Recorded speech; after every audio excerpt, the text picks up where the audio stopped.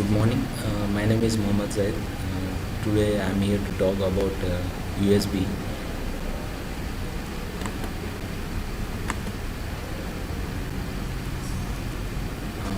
And USB is nothing but Universal Serial Bus. It has been developed by industries in mid 1990s. It defines the cables, connectors, and communication protocols used in a bus for connection, communication, and power supply between computer and electronic devices like mouse, keyboard, and which are connected through USB. Even pen drives we use. All these are USB drives, USB connected drives. When if we go for background history, development from where it has started and how it has developed. In 1994, a group of 7 companies began to develop USB, namely Compaq, DEC, IBM, Intel, Microsoft, NEC, and Nortel.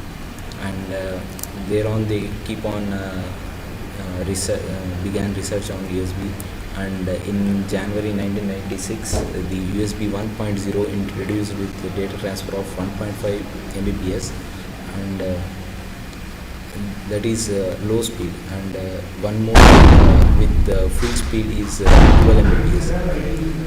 This again after 2 years, in September 1998, USB 1.1 has been introduced with the transfer rate of 12 Mbps, and this one is high speed, and 1.5 Mbps is low speed, low rate. And the system has been designed in such a way that host, controller, and device will be there. And the USB system is made up of host and multiple number of USB ports, and multiple peripheral devices connected in a tied star topology. This is again called as pyramidal topology.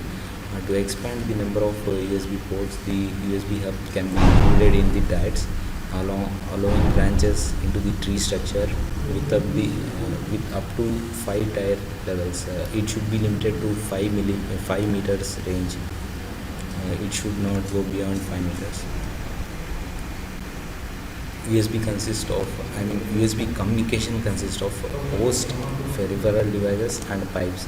In between, many hubs can be connected to the host. With that, peripheral devices can be connected to the hub.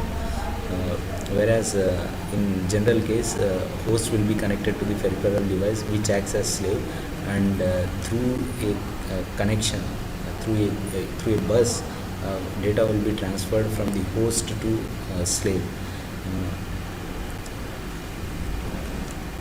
As I said, it can be tied topology. Even we can call it as pyramidal topology. A host device is connected to the hub. Hub is again connected to the peripheral devices. When host is the one which gives commands to the hub. Hub will go for hub will command to the peripheral devices, and data will be transferred. Like it's like hub, root hub or host device, and from host device to the hub, and from hub to many peripheral devices. And one host can consist of a hub, which this hub can consist of 4 slots, in which 4 peripheral devices can be connected, which makes a pyramidal structure. And in USB device, it has 4 connections with it. 4 pins I can say. One pin is for positive voltage, and one is for positive data transfer. Third one is for negative data transfer, and fourth one is again ground. This first pin, which I am talking about, is standard color coding is red, which has a plus 5 volts supply, VCC, and the another one, second one which has a white color code is positive data transfer, and green color cable is for negative data transfer. Black color cable is ground.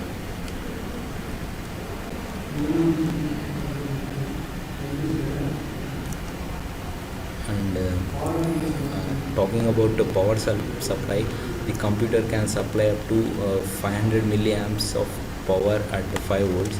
A peripheral device that draws up to 10 milliamperes can extract all of its power from the bus wiring all of the time.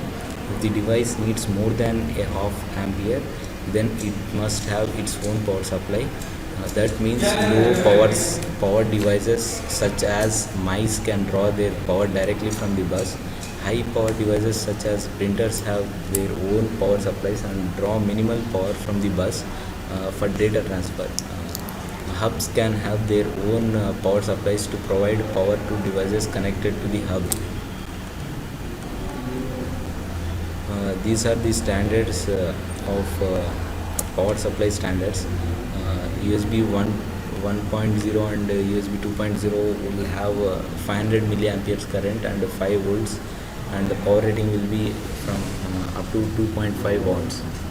And USB 3.0 will have 900 milliamperes and 5 volts supply, which means here the devices which we connect in USB 1.0 and 2.0 can take maximum up to 500 milliamperes. If we connect 2, 3, 4, 5 devices, each consumes some current, which draws some current, that should not exceed 500 milliamperes. Whereas in USB 3.0, it can connect to many number of devices up to the limit where it doesn't cross 900 milliamperes. And coming to transfer modes, there are 4 types of transfer modes. One is control transfer mode, second one is isochronous transfer mode, and third one is bulk transfer mode and interrupt transfer mode.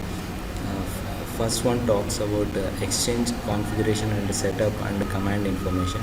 Second one talks about is used for speakers and video cameras, where you need continuous transfer of data.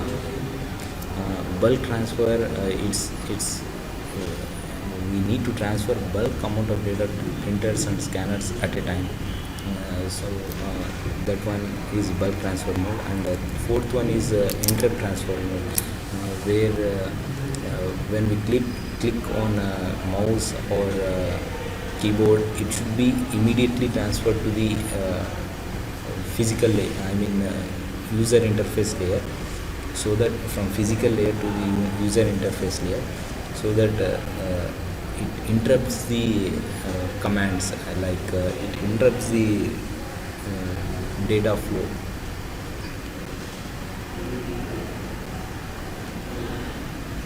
And there are, as I was talking about USB 1.0 and 1.1 and 2.0 and 3.0, it's the updatation of speed and configurations. In 1.0 it was full speed USB, again in 1.1 it was full speed USB with some variations, speed variations, but when it came to 2.0, USB 2.0, it's high speed USB. And USB 3.0 is super speed, because it can transfer up, USB 2.0 can transfer up to 12 Mbps, but whereas in 3.0 we can transfer up to 60 Mbps.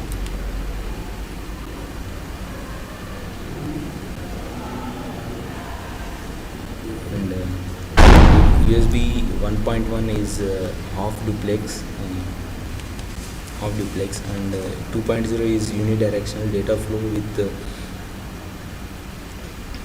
negotiated direction bus transition. 3.0 is a dual simplex 4-wide differential signal transfer. As in 3.5 there will be nine data lines 4 for USB 2.0, and again extra 5 will be there, which increases the speed. It's for super speed. Coming to the benefits, it's easy to use, so there is no need to fiddle with configuration and setup details. It's fast, so the interface doesn't become the communication bottleneck. Whereas in many applications like RS-232, Ethernet, we have to give some configurations for that communication itself. So it's reliable, so that errors are rare, with automatic retries when error occurs. It's versatile, so many kinds of peripherals can use the interface. It's inexpensive, so manufacturers and users doesn't balk at the price. Power conservation, conserving to save energy and battery extended life in portable computers and devices. Supported and it's supported by the Windows and other operating systems, so developers don't have to write low-level drivers to communicate with the peripherals. It is expandable, and auto configuration, and it's hot plugin. Outstanding, its performance is outstanding, as its speed, data transfer speed has been increasing day by, for each and every application. Even the performance is going up. The only drawbacks in this are we cannot go for much longer distances. It's limited up to 5 meters length, and one more limitation is we cannot use more power rated devices, as it has just 5 volt supply. If we want to connect high rated devices, high power rated devices, or high voltage required devices, we have to go for external supply. Thank you.